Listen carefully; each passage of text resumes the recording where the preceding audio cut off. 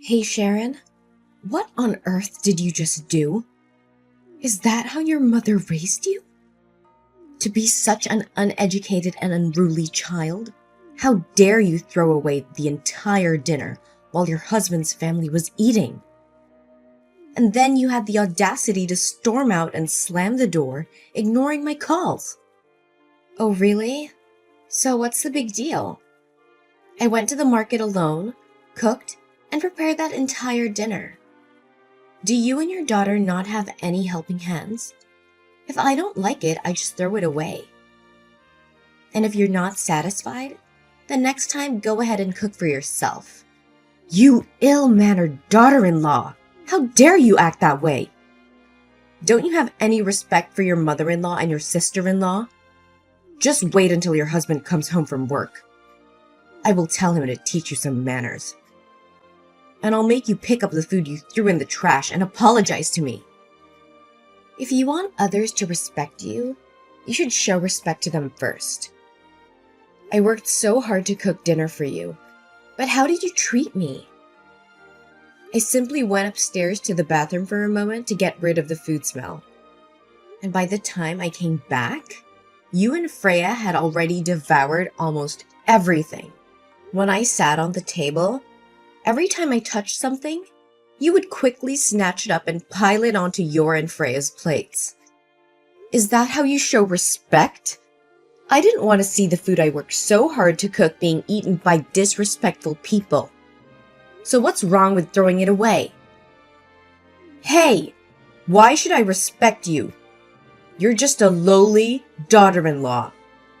I have never encountered anyone as rude and insolent as you. It's your responsibility to cook for your husband's family. Something you ought to do.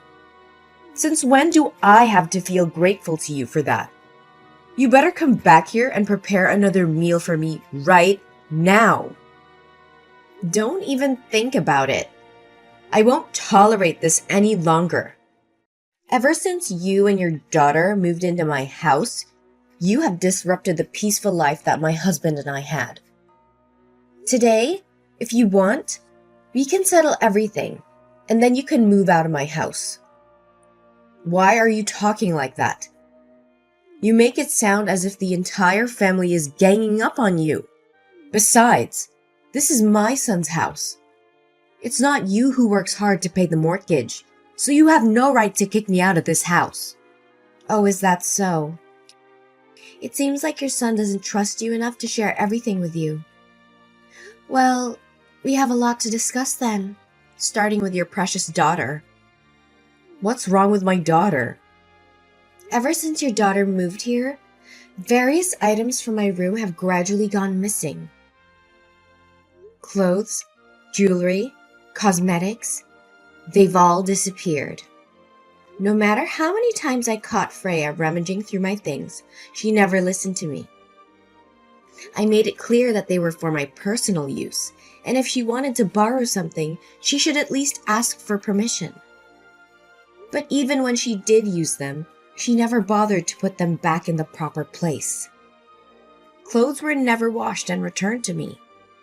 Cosmetics were left open and spilled, and jewelry was rarely seen again. Oh, don't blame my daughter. It must be because you didn't take care of your things properly, so they got damaged. It's unreasonable to blame her.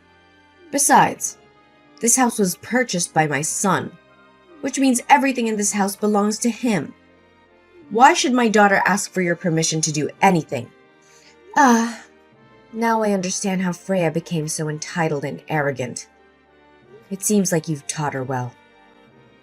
What do you mean by that? Are you criticizing me for not being able to raise a girl properly? Let me tell you.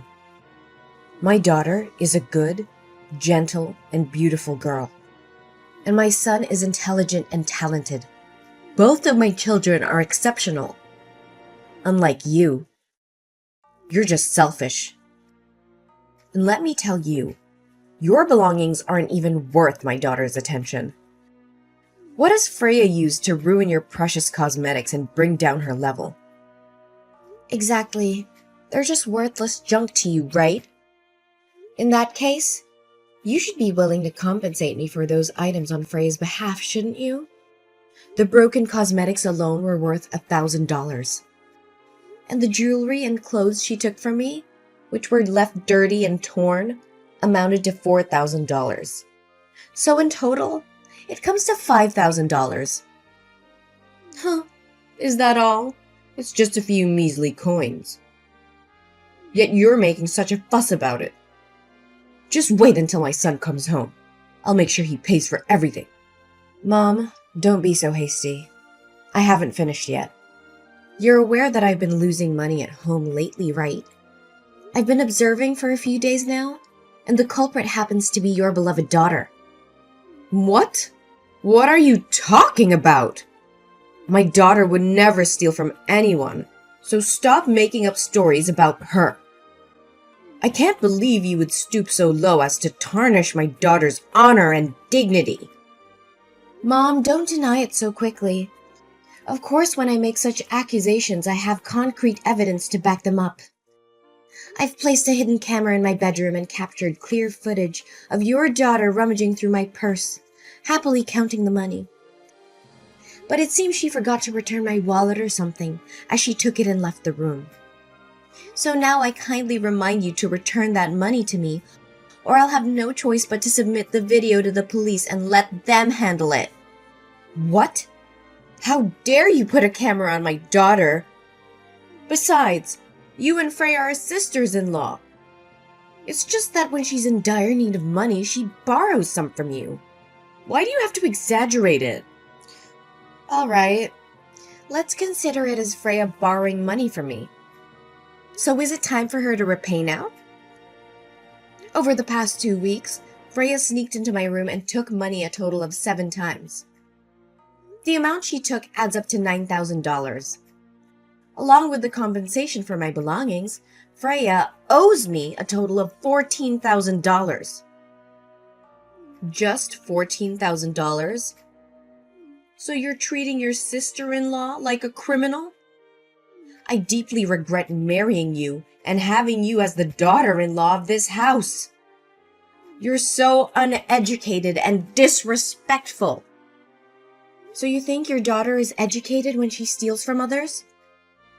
How dare you raise your voice at me like that? Mom, please calm down. Save your breath because the best part is yet to come. Now, it's your turn. What about me? What did you do? Do you remember a week ago when I bought some tonics and supplements for my mother to take to the hospital?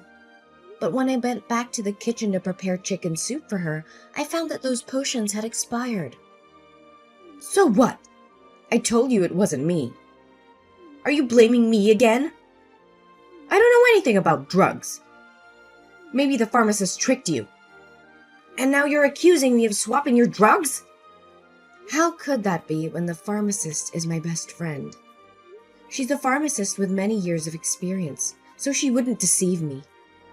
Besides, I actually knew it was you from that day, but I decided to give you another chance. But it seems you considered me an ignorant fool, and that's why you acted that way, right? I told you, I don't know anything. Oh, really? But the camera in the living room tells a different story. You probably didn't know that I also installed cameras in the living room and kitchen, did you? I saw you swapping those potions with something else. Well, go ahead and do that. So what? You always only care about taking care of and buying things for your biological mother, using the hard-earned money of my son. Yet you never ask or buy anything for your mother-in-law and sister-in-law, who are right next to you every day. Making a big fuss over a few potions? That's disgusting. So why didn't you tell me and keep doing these impolite things? Not to mention you've been ordering online recently, but the delivery address is my company? Well, you just have to accept it on my behalf. What's the problem? It affects my work progress. Moreover, you don't pay for those orders in advance. So every time I receive the goods, I have to pay for you. But you never pay me back. Huh! I shouldn't have expected gratitude from you. there's never anything left to be repaid. But things are different now. The total amount I've paid for your online orders is $7,000. Along with the swapped out tonic, it adds up to $8,200. Don't deny it. I have already recorded the details of each order's value and the order numbers. If you want, I'm willing to sit down and discuss this with you. You? How dare you demand repayment from your mother-in-law like that? I haven't finished yet. A few months ago, you borrowed $50,000 from me for some other investment. Now, it's time to repay that. However, since you are still my mother-in-law, I won't charge you any interest. So the total amount you owe me is $58,200. I accept cash or bank transfer. What kind of daughter-in-law dares to claim debts from her mother-in-law and sister-in-law like this? What's wrong with that? If you borrow money, you have to pay it back. It's the natural law of life. I'm not a fool or a servant who spends all day earning money for you to squander it like that. I will tell my son about this. You won't get away with it. I'll call him right now. I'll make sure he divorces you and kicks you out of this house. Ooh, I'm so scared. Who are you trying to intimidate? Go ahead. Call your beloved son, so I don't have to waste time listening to his pleas. I've already prepared the divorce papers. As soon as your son signs them, we'll never have to see each other again. What have you done to my son that he doesn't dare to divorce you like that? Did he really say I have to give in to you a little? Don't think that just because my son loves you, you can treat me however you want. My son is handsome, intelligent, and talented. I can find him a much more obedient and gentle wife than you. A wife like you is unacceptable. Can't he get a divorce? Fine. I'll file for a divorce myself. Huh. Does he love me? Are you joking? He claims to love me but lets my mother and sister bully his wife without standing up for her. He's nothing but a coward. Looks like he hasn't told you the truth yet, has he? Well, let me enlighten you. The truth? What are you talking about? Your precious son, the one you're always proud of, has been leeching off his wife since 4 months ago. What are you saying? Who's leeching off whom? Nonsense! He's been unemployed for the past 5 months. Whenever he applies for a job at the office, he gets fired within a week due to his incompetence, causing harm to the company. As a delivery man, he complains about being tired, ashamed, and shy. So, for the past few months, he pretends to go to work to avoid suspicion. But in reality, he doesn't bring home any money. He has even become addicted to gambling, spending all his time at the casino. What? Are you serious? No, you must be joking. Business trips. He's been gambling at the casino and lost all his money, so they won't let him back. He called me for help. But what you did today was the last straw. I won't help him anymore. If you truly love your son, you should find a way to save him from that situation. What about the house? I've been solely responsible for paying the mortgage installments, and my parents have also helped. Your son has never contributed a dime to this house. No, I can't believe this. Just because you can make money doesn't mean you can look down on your in-laws. I've had enough of your lies and disrespect. From this moment on, you and your son are no longer welcome in this house. Pack your belongings and leave immediately. How can you do this? This is our family home. You can't just kick us out like this. We have rights. Rights? Let me tell you of something. This house was purchased by my hard-earned money and the support of my parents. You and your son have contributed nothing but trouble. I have tolerated your behavior for far too long. But no more. We have nowhere else to go. That's not my concern. You should have thought about that before betraying my trust and taking advantage of me. Find a place to stay or rely on your husband's supposed talents to support you. I'm done being taken advantage of. You'll regret this, Sharon. Mark my words. I highly doubt that. Goodbye, Judy. Your presence is no longer welcome in my life or in this house.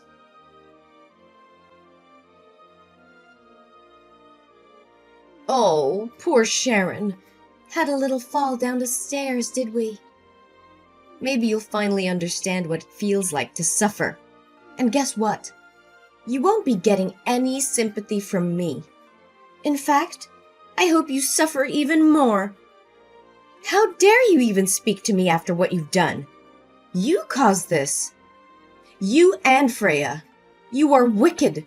Both of you. You almost caused someone's death. And don't think you can escape from this. You'll be staying right where you belong. In jail. Waiting for the police to take you and your daughter away. That's when the real suffering will begin for you and your daughter. It'll make a perfect new home for you. What are you talking about? I didn't do anything. You fell on your own. I was just behind you. If you don't believe me, go ahead and check the camera footage in the living room. You're quite the sly fox, aren't you? I already checked the footage without your reminder. But you conveniently covered the camera with a cloth, didn't you? If you didn't have any intention of harming me, then why were you and Freya still lingering around my house, even after I told you to leave before I arrived? Oh, come on. I had to wait for you to come home so I could say goodbye, and I needed time to pack as well. Besides, I used up all the remaining money to pay off my son's gambling debt. So now that I want to move, I have nowhere else to go. But isn't it karma for you to end up trapped in my box and fall down the stairs? But why are you being so tough? The stairs are quite long, yet you managed only to hit your head and bleed from your legs and fainted. Bleeding legs? Do you really not know what actually happened? It wasn't my legs bleeding, but I had a fetal derangement. You put your own grandchild in danger with your own hands. Grandchild? What grandchild? What on earth are you talking about? Do you want to know why I have been patient with you for the past 2 months since you and Freya moved in? It's because a week after you moved in, I found out I was pregnant. I wanted my child to have a complete and happy family. So I tried to be patient and hope that maybe you and Freya would change your attitudes and treat me better. Or that my husband would stop gambling and focus on our family. But the other day, I saw the true faces of you and your daughter, and I realized it was just wishful thinking. How can my child grow up in such an environment? Seeing his mother being treated like a servant to a gambling father and a toxic paternal family. 2 months? So why didn't you say anything to us? Oh my gosh, this is just a dream, isn't it? Are you just saying that to make me feel guilty? Say so! Why should I lie to you? I will never make fun of other people's children like you. You can go up to my bedroom and look in the nightstand and you'll find my ultrasound papers there. I want to talk to you so many times, but every time I say that I have something important to say, you laugh and insult me. You say I have no voice in this house. My husband is not seen at home and is always attached to the casino. If he comes back, it's just to get money and then leave. So who can I talk to? Hold on a second. This ultrasound. This is the truth? No way. So how's the baby? It's all your fault. If you had told me you were pregnant, I wouldn't have. How's the baby? Is it okay? Is it too late to worry now? It's all your fault. Admit it. Don't make excuses anymore. It was you who pushed me down the stairs. Don't think I don't have any proof. I have recorded everything. Recording? Record what? I don't care. How is my poor grandson? Oh no. What if it's a boy? If my son finds out, he will kill me. Tell me, how's the baby in your belly? Is it still healthy? When I got home and still saw you and Freya there, I had a bad feeling. So I called my mom and told her to turn on call recording. And if I had anything to do, go get my phone and leave it hidden in the potted plant in the living room. And it's already recording the whole conversation. You conspired with Freya about harming me to take over this house. Because if I die, the house will belong to your son, right? That's right. That's what I do. Is that an answer that pleases you? Now, don't be so verbose, but tell me about my grandson's condition. Well, there is no more grandson. What? Oh my God! No way! I killed my own grandson? How could that be possible? That's right. You killed your own grandson yourself. From now on, the baby will be only mine. Only me. No longer related to your family. What do you mean? That means the baby is still in your belly, right? Yes, the baby is still in my belly. But don't think for a second that you have any claim to this child. You've proven yourself to be a danger, not just to me, but to your own flesh and blood. I didn't mean for any of this to happen. I never wanted to harm my own grandchild. It was just a terrible accident. No, that's just a prank. A prank? Is that what you think this is? You call the potential loss of an innocent life a prank? You're delusional, Judy. This is far beyond a mere prank. Your actions were calculated, malicious, and showed complete disregard for the life growing inside me. Sharon, please believe me. I never intended for any harm to come to the baby. Save those words for the court. I have already reported you to the police for intentional harm and endangerment. Your admission just now is solid evidence against you. I won't allow you to continue hurting me or my child. What? That's impossible. You can't accuse your own mother-in-law like this. I said it was just a harmless joke. Is there something you don't understand? If I go to jail, what will happen to my 2 children? Don't worry. You won't be going to jail alone. I have also provided the police with evidence of Freya entering my room, stealing money, and vandalizing my belongings. Both of you will have each other's company. No! This can't be happening! Why are you doing this to your sister-in-law? Didn't you promise to let it go? I never promised to forgive her. I merely said that if you could repay the money she owes me, I would pretend nothing happened. But where is my payment? So I made the right decision. Just wait. I'll talk to your husband, and he won't let you sue me. I am his mother. He has to support me.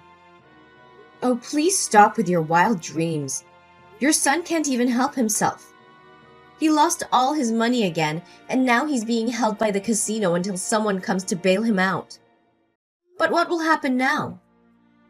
Both you and Freya might end up in jail. As for me, I'll be in the hospital. Oh wait, I've already filed for divorce. What more ties do I have with this family? It'll probably be a while before he gets out, right? I'm curious to see what they'll do to him if no one comes to his rescue. You can't do this! We're family! How could you turn against us like this? Family? Is that what you call this toxic dynamic? I won't let my child grow up in an environment where manipulation and deceit reign. Your actions have shown your true colors, and I will protect my child at all costs. You're making a grave mistake, Sharon. You'll regret this. Regret? I've already endured enough regrets by marrying into this family. But no more. I'm breaking free from this toxic cycle, and I won't look back. Prepare to face the consequences of your actions, Judy. The law will decide your fate.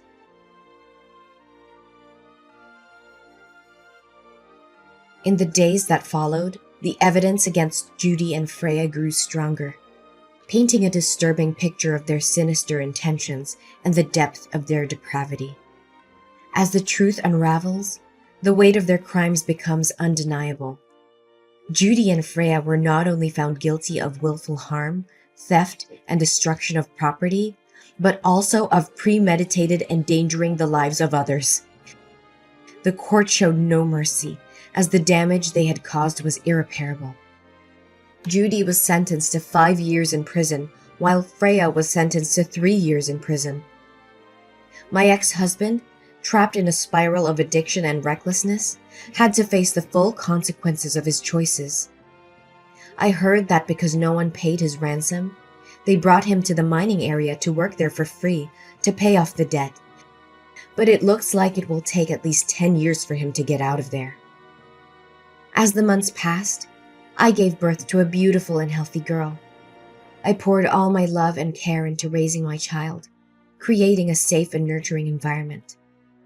I embraced my new role as a single mother with unwavering determination and a renewed sense of purpose. As time went on, I found solace in my newfound independence. I reveled in the joys and challenges of motherhood, cherished every precious moment with my child. I proved to myself and the world that I was capable of achieving great things, even as a single mother. The journey wasn't without its obstacles, but I faced them head-on, drawing strength from my past experience and the unyielding love I had for my child.